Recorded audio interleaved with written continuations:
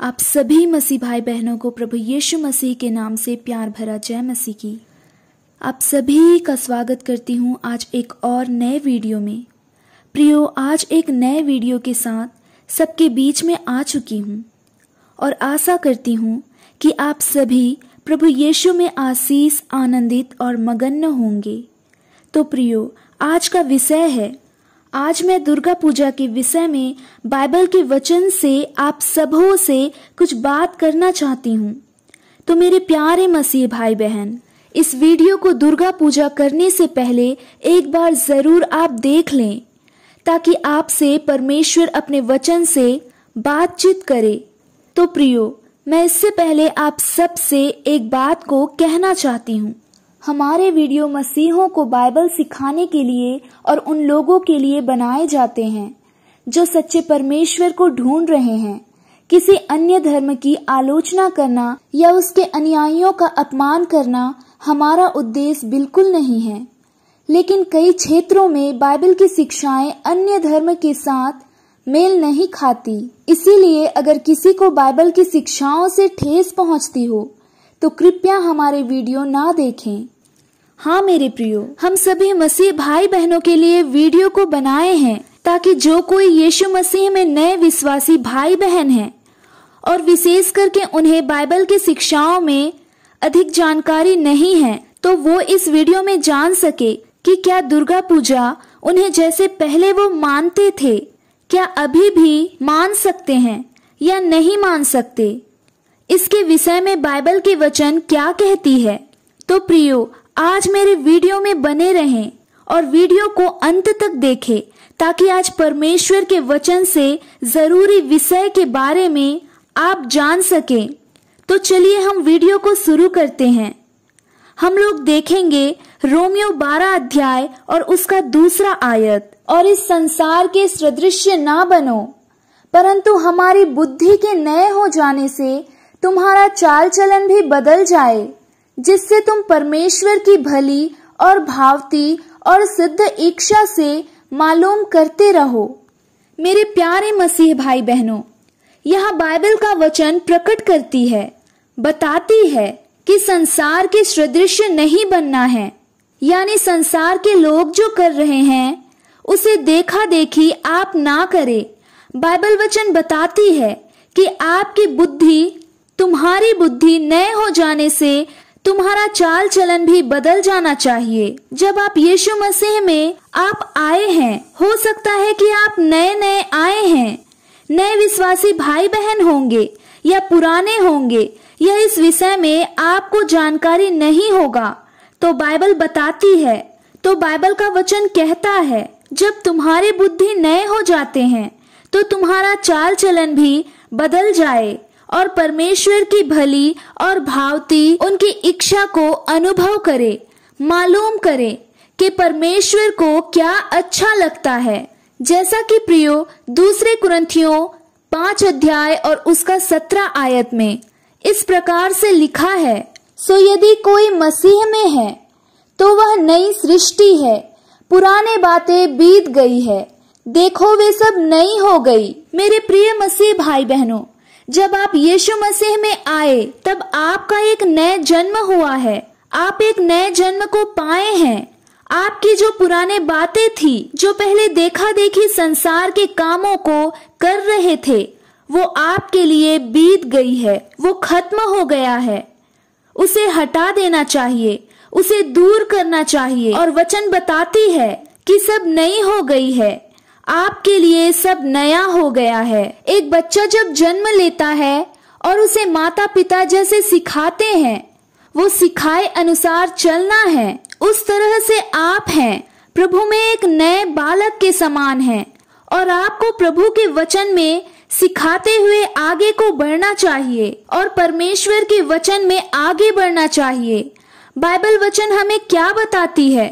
तो प्रियो, बाइबल वचन बताती है, परमेश्वर की वचन बताती है, निर्गमन 20 अध्याय 3 आयत से लेकर 6 आयत तक, तू मुझे छोड़ दूसरों को ईश्वर करके ना मानना, तू अपने लिए कोई मूर्ति खोदकर ना बनाना, ना किसी की प्रतिमा बनाना जो आकाश में व पृथ्वी पर व पृथ्वी के जल में हो, तू उनको दंडवत ना करना और ना उसकी उपवास ना करना, क्योंकि मैं तेरा परमेश्वर यहोवा जलन रखने वाला ईश्वर हूँ। और जो मुझसे बैर रखते हैं उसके बेटों, पोतों और परपोतों को भी पीतरों का दंड दिया करता है। मेरे प्यारे मसीह भाई बहनों, यह परमेश्वर का साफ साफ मना करते हैं, तुम उन्हें कोई भी मूर्ति खोद कर ना बनाना, ना किसी प्रतिमा को, ना किसी फोटो को, या यीशु मसीह का भी क्यों ना हो। मेरे प्रियो, यीशु के फोटो को भी दंडवत करने के लिए बाइबल भी इजाजत नहीं देता, क्योंकि उस फोटो को भी मनुष्य ने बनाया है, उसे प्रभु ने नहीं बनाया। उस फोटो को भी आप घर में लगा देते हैं और आप दंडवत करते हैं, आराधना करते हैं। तो परमेश्वर का वचन मना करता है और कहता है कोई भी प्रतिमा को नहीं मानना है, या तो पृथ्वी पर हो, या तो जल में हो, या कहीं पर भी हो, उसकी प्रतिमा, उसकी फोटो नहीं बनाना है। और अगला वचन बताती है ना उसको दंडवत करना, ना उसकी उपवास ना करना। जब ऐसा करते हैं तो परमेश्वर कहते हैं, मैं तेरा परमेश्वर यहोवा जलन रखने वाला ईश्वर हूँ। मेरे प्यारे मसीह भाई बहनों, इतना भयानक सजा है उन लोगों के लिए जो परमेश्वर से बैर रखते हैं, जो परमेश्वर के वचन पर नहीं चलते हैं, उनकी आज्ञाओं को नहीं मानते हैं। उनके लिए परमेश्वर कहते हैं कि मैं उनको पोतों, परपोतों और पितरों को भी दंड दिया करता हूँ। मेरे प्यारे मसीह भाई बहनों, जब आप यीशु मसीह में आए हैं, परमेश्वर के पास आए हैं, तब मसीह भाई बहनों को ढेर सारी चीजों को नहीं जानना चाहिए, जिन सारी चीजों से बचना है, जैसा कि अगला वचन कहता है, निर्गमन 20 अध्याय और 6वां आयत, और जो मुझसे प्रेम रखते और मेरी आज्ञाओं को मानते हैं उन हजारों पर करुणा किया करता हूँ। मेरे प्रियो, परमेश्वर ने यहाँ साफ कहा है, जो मुझसे प्रेम रखते हैं, उसकी आज्ञाओं को मानते हैं, जो उनके वचन पर चलते हैं, उनकी आज्ञाओं को मानते हैं, उनके ऊपर परमेश्वर कहता है कि मैं करुणा करता हूँ, भलाई उत्पन्न करता हूँ, उनके ऊपर आशीष उंडेलते हैं, उनको परमेश्वर आशीष देते हैं। मेरे प्यारे भाई बहनों, यहाँ आगे बाइबल स्पष्ट बताती है कि मुझे छोड़ दूसरे को ईश्वर करके ना मानना। जब आप यीशु मसीह में आए हैं, आपको परमेश्वर को छोड़, यीशु मसीह को छोड़ दूसरों को ईश्वर करके नहीं मानना है, या तो कोई प्रतिमा, कोई फोटो या कोई मूर्ति, उसका उपासना नहीं करना है। अगला वचन कहता है, पहला कुरिन्थियों 10वां अध्याय और 19वां आयत, फिर मैं क्या कहता हूँ, क्या यह कि मूरत का बलिदान कुछ है या मूरत कुछ है? मेरे प्रियो, यहाँ पर परमेश्वर के भक्त कहते हैं कि क्या मूरत कुछ है या बलिदान कुछ है? आगे को कहता है, नहीं, वरन यह किसी अन्य जाति को बलिदान करते हैं। वे परमेश्वर के लिए नहीं परंतु दुष्ट आत्माओं के लिए बलिदान करते हैं, और मैं नहीं चाहता कि तुम दुष्ट आत्माओं के सहभागी हो। तो मेरे प्यारे मसीह भाई बहनों, यहाँ पे पौलुस स्पष्ट बातें को बता रहे हैं, कह रहे हैं जो लोग, अन्य जाति लोग जो बलिदान करते हैं, वो परमेश्वर को नहीं चाहते, वो परमेश्वर को बलि नहीं देते हैं, परमेश्वर को बलिदान नहीं करते और दुष्ट आत्माओं को बलिदान करते हैं। और पौलुस यहाँ कह रहा है कि मैं नहीं चाहता कि तुम दुष्ट आत्माओं के सहभागी हो। परमेश्वर नहीं चाहते मेरे प्रियो कि आप उस पे सहभागी हो, उस दुष्ट आत्मा के बलिदान सहभागी हो। जैसा कि आगे कहता है, तुम प्रभु के कटोरे और दुष्ट आत्माओं के कटोरे दोनों में से नहीं पी सकते। तुम प्रभु की मेज और दुष्ट आत्माओं के मेज दोनों के साझी नहीं हो सकते। प्रिय मसीह भाई बहनों, यहाँ पर बाइबल का वचन स्पष्ट यह घोषणा करता है कि तुम दोनों में साझी नहीं हो सकते।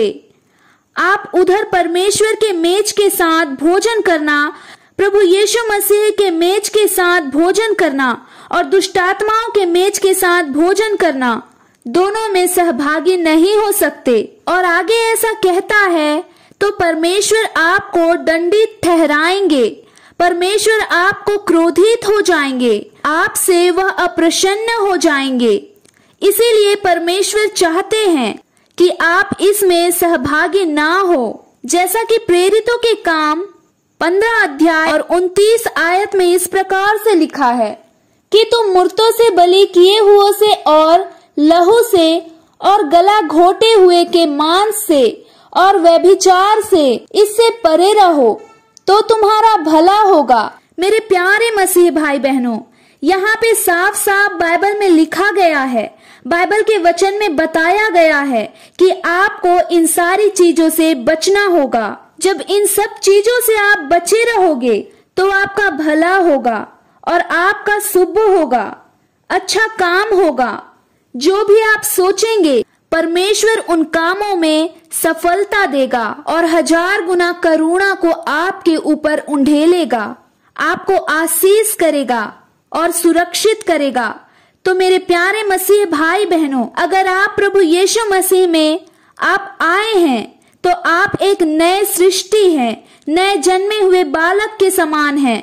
तो आपको वो चाल नहीं चलना है जो पहले चलते थे, क्योंकि बाइबल स्पष्ट कहती है कि संसार के सदृश ना बनो, परंतु तुम्हारे बुद्धि के नए हो जाने से तुम्हारा चाल चलन भी बदल जाना चाहिए, जिससे तुम परमेश्वर की भली और भावती और शुद्ध इच्छा से अनुभव से मालूम करते रहो। तो मेरे प्यारे मसीह भाई बहनों, परमेश्वर के वचन से हमें बुद्धि मिलता है, हमें प्रकाशन देता है, क्योंकि बाइबल का वचन ये भी कहता है, रोमियो 8 अध्याय और 32वां वचन, तुम सत्य को जानोगे और सत्य तुम्हें स्वतंत्र करेगा। मेरे प्यारे मसीह भाई बहनों, मैं आशा करती हूँ कि आज बाइबल के वचन से आप सत्य को जान गए। ये बाइबल वचन आपके लिए क्या कहती है, बाइबल वचन आपको क्या मना करता है और क्या करने के लिए नहीं कहता है, ये सारी बातों को आप बाइबल के वचन से आज सुन चुके हैं। मैं विश्वास करती हूँ कि परमेश्वर आपके जीवन में जरूर कार्य करेंगे। इस वचन के द्वारा प्रभु आप सबको बहुतायत से आशीष दे। प्रियो, अगर वीडियो अच्छा लगा तो वीडियो को लाइक जरूर करें, हमारे चैनल को सब्सक्राइब करें और बेल आइकन को दबाना ना भूलें। परमेश्वर पिता आप सबके प्रार्थना का उत्तर आपको जरूर दे। आप सभी को जय मसीह की। God bless you all.